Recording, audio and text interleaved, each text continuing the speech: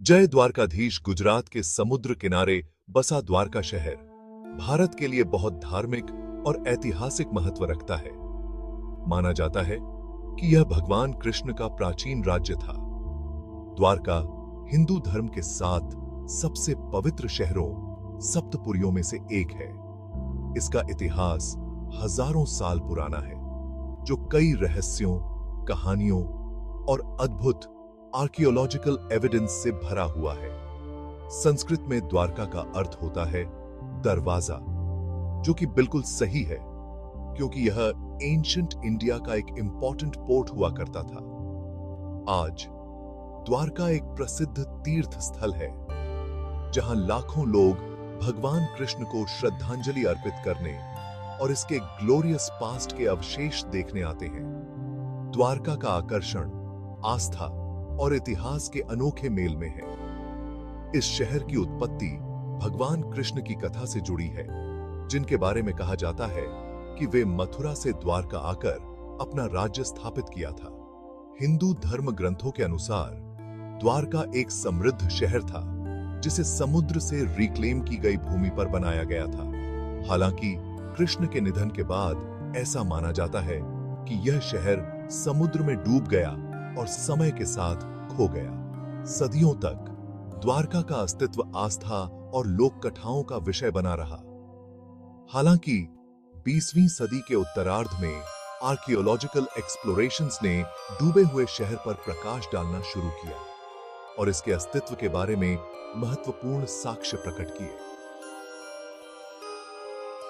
इन खोजों ने इतिहासकारों और पुरातत्वविदों की उत्सुकता को और बढ़ा दिया, जिससे शहर के अतीत में और अधिक शोध शुरू हुए। द्वारका के रहस्यों को उजागर करने की खोज आज भी जारी है और हर नई खोज इस शहर के रहस्यमय इतिहास में एक नया अध्याय जोड़ती है। यह शहर भारत की समृद्ध सांस्कृतिक विरासत का प्रतीक है, एक ऐसी जगह जहां मिथक और इतिहास का मिलन आश्चर्य और श्रद्धा का वातावरण बनाता है। महाकाव्य महाभारत, जो हिंदू पौराणिक कथाओं का एक आधार स्तंभ है, भगवान कृष्ण के राज्य की राजधानी के रूप में द्वारका का विशद वर्णन प्रस्तुत करता है। महाकाव्य द्वारका का वर्णन अद्वितीय सुंदरता और भव्यता वाले शहर के रूप में करता है, जिसे भगवान कृष्ण के कहने पर दिव्य आर्किटेक्ट विश्वकर्मा ने बनाया था। यह शहर भारत के पश्चिमी तट पर स्ट्रेटेजिकली स्थित था, जो ऊंचे ऊंचे महलों, बस्लिंग बाजारों और सुंदर उद्यानों से सजा हुआ था। महाभारत कृष्ण के शासनकाल के दौरान द्वारका को पॉलिटिकल और कल्चरल गतिविधियों के केंद्र के रूप में चित्रित करता है। यह शहर विविध लोगों का घर था, जिसमें यदुवंशी भी शामिल थे, जिस वंश से कृष्ण बिलोंग्ड करते थे।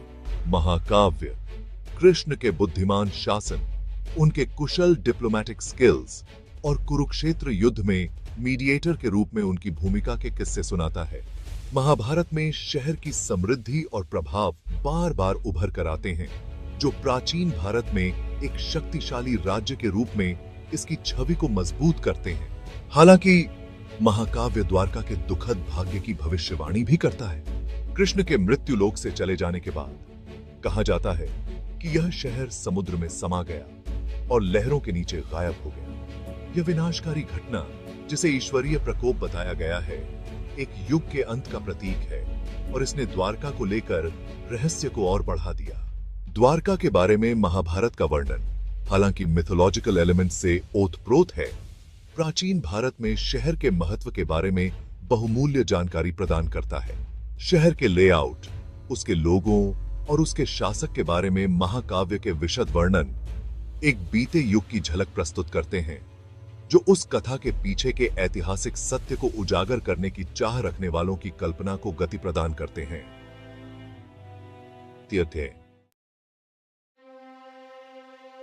1960 के दशक में आर्कियोलॉजिस्ट एस.आर. राव ने द्वारका के तट पर एक अभूतपूर्व अंडर वाटर एक्सप्लोरेशन की शुरुआत की। इस एक्सपीडिशन में पानी में डूबी हुई स्ट्रक्चर्स का पता चला, जिनमें विशाल पत्थर की दीवारें, रेक्टेंगुलर इमारतें और सड़कों का एक ग्रिड जैसा पैटर्न शामिल था।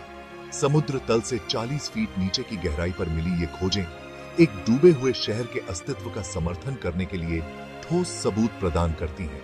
1980 के दशक में भारतीय पुरातत्व सर्वेक्षण द्वारा की गई और एक्सप्लोरेशन से और अधिक इंट्रीगिंग आर्टिफैक्ट्स का पता चला। इनमें मिट्टी के बर्तनों के टुकड़े, मोती और लंगर शामिल थे, जिनमें से कुछ 15वीं शताब्दी ईसा पूर्व के थे। 3 छेद वाले एक ट्रायंगुलर पत्थर के लंगर की खोज, जो प्राचीन भूमध्य सागरीय क्षेत्र में कॉमन प्रकार का था, ने द्वारका और अन्य सभ्यताओं के बीच समुद्री व्यापार संबंधों का संकेत दिया। द्वारका में अंडर वाटर एक्सप्लोरेशंस खोए हुए शहर को लेकर एंशिएंट टेक्स्ट्स और कहानियों की पुष्टि करने में महत्वपूर्ण भूमिका निभाई है। समुद्र के नीचे मानव निर्मित स्ट्रक्चर्स और आर्टिफैक्ट्स की मौजूदगी इस बात का प्रमाण है कि यहाँ एक समृद्ध बंदरगाह शहर अस्तित्व में था, जो ज्ञात इतिहास से भी पहले का है। सेक्शन 4, कोस्टल इरोजन और सबमर्जेंस के एविडेंस।